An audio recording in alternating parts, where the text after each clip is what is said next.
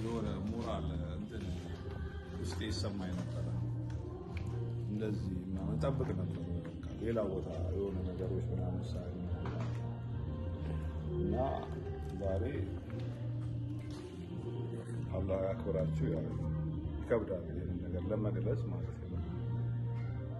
እና እናንተም እንደዚህ አይነት በህይወታችሁ ስትኖሩ በጥሩ ነገር እንጂ መጥፎ የሚፈልግ ሰው አገኛችሁ። አሜን። መጨረሻችሁን መጀመራችሁም ያማረ አላህ ያድርግላችሁ። እና በጣም ደስ ብሎኛል። አላህ ያክብራችሁ። ክበሩ ነው ሌላ ነገር የለው።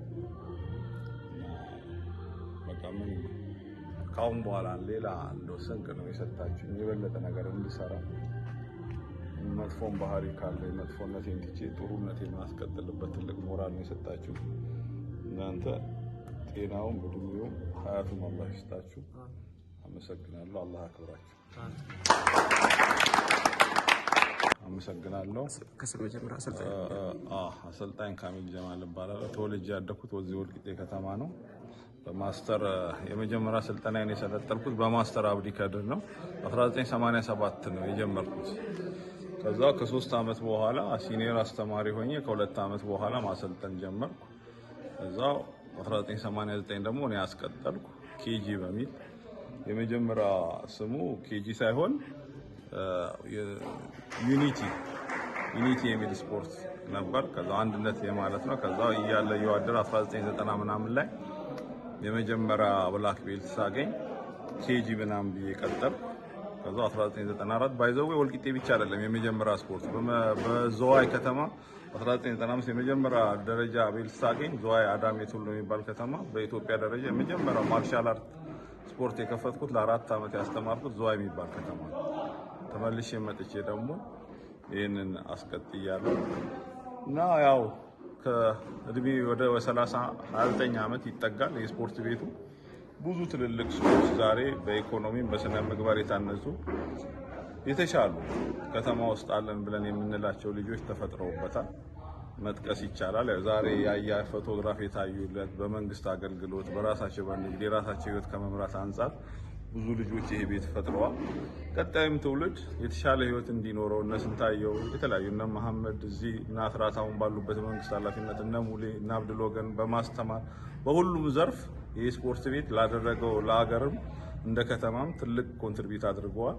በተሰማሩበት ስራ ትልቅ ደረጃ ደርሰዋል። በኢንተርናሽናል ደረጃ በዳኝነት በንግዱ ዓለም ዛሬ በወጣትነታቸው ጥሩ ህይወት እየኖሩ ያሉ ልጆች እዚህ ቤት የተፈጠሩት ነው። ስለዚህ በስነ ምግባር የታነጸ ትውልድ ለማፍራት ስፖርት ምንም አማራጭ የሌለው መፍትሄ ነው የሚል እምነት አለኝ። ስለዚህ አሁንም ቀጣዩን ትውልድ በዚሁ ቢቀጥልና እዚህ ከተማ ውስጥ አሁን ተሰብስበን ያያቸው አጠቃላይ ልጆቹ የነሱን ስነ ምግባር በምንም ነገር በመጥፎ ነገር አታያቸውም። ከስራቸው ወደ ስኬታማ ለመሆን ትልቅ ደረጃ ለሚደርሱ የሚጣጣሩ ልጆች ናቸው እና በዚሁም ዛሬ ለተከበረው ለተደረገልኝ ትልቅ ምስጋናም እያደረግኩ ቀጣይም ትውልድ በዚህ መቀጠል አለበት የሚል ሐሳብ ያለኝ እኔም ከዚህ የተሻለ ነገር ለመስራት ትልቅ ሞራልና ስቅ ሆነውኛል።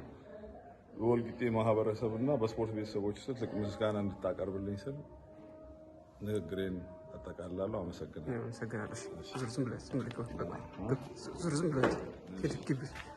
ስፖርት ቤት ማሳየት ስለፈለኩ ነው። ዝም ብለህ ሂድ እንትኑ ፒክቸሩን ፈልጌው ነው።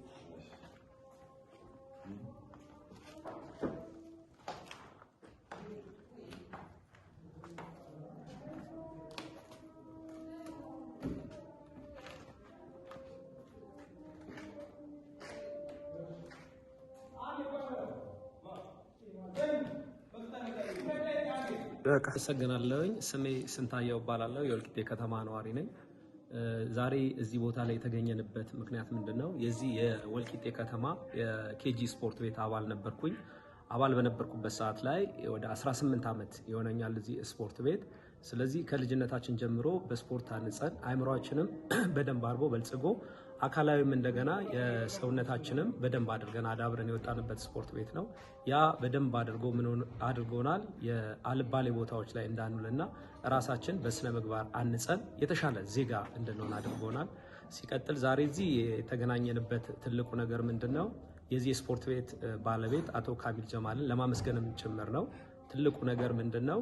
እዚህ ስፖርት ቤት እኛ ብዙ ትልልቅ ነገሮች አግኝተንበታል። ከጤናችንም አኳያ አግኝተንበታል። አልባሌ ቦታም ሳንውል ጥሩ በዲሲፕሊን በታነጸ እዚህ ስፖርት ቤት ሰርተን በመውጣታችን አሁን ላለንበት ደረጃም ጭምር እንድንበቃ አድርጎናል። ሌላው ነገር ደግሞ እዚህ ስፖርት ቤት በምንሰራ ሰዓት ላይ ብዙ ወንድሞቻችን አግኝተናል። ማናቃቸውን ሰዎች አግኝተናል።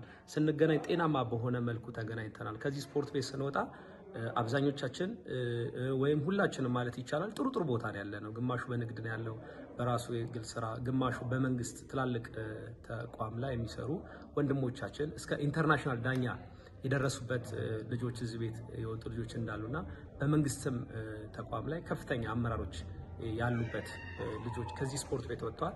ያ ምንድነው ትልቁ ነገር በዲሲፕሊን ታንጾ እንደ ሀገርም ዜጋ ግንባታ የወጣንበት ቤት ነውና ከዛ አኳያ ልናመሰግነው ዛሬ ተገኝተናል። የምስጋና ፕሮግራም ነው ለዚህ ስፖርት ቤት እና ለስፖርት ቤት ባለቤት ጭምር ነው ለማመስገን የተገኘ ነው።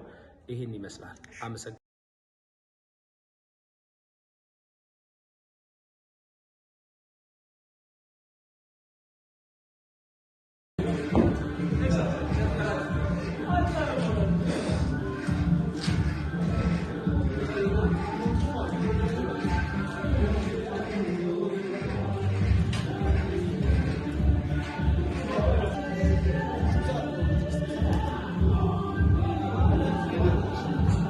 Balança, será?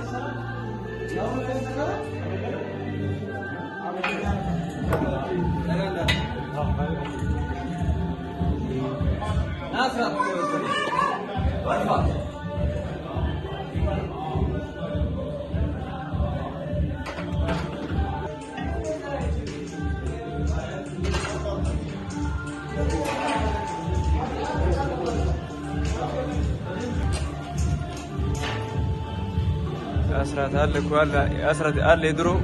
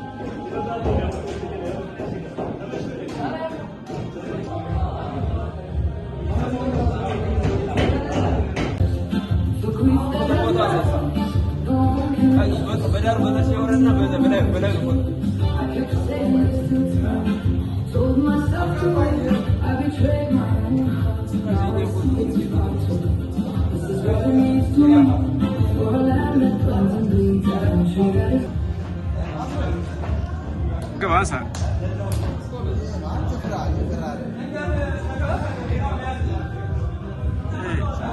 Yo vas a tener እየሰራ አይደለም ወይ? እየሰራ እኮ ነው።